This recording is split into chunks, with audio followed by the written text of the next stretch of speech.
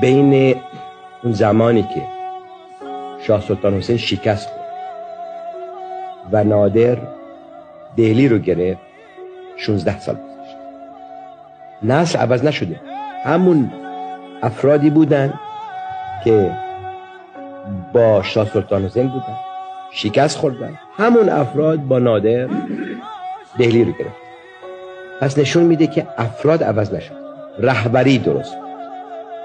پس در مملکت ما اون چیزی که بسیار مهمه اون رهبری است و خوشبختانه بازم عرض میکنم ما در این زمانی زندگی میکنیم که از یه رهبری برخوردار هستیم، عاقل، دانا، داهی، که ما رو از یک نقطه ضعف به این نقطه قدرت رسوند در عرض 10 سال. الان در 10 سال دیگه چه خواهد بود؟ از خدا میخوام که این رهبری رو حفظ کنه.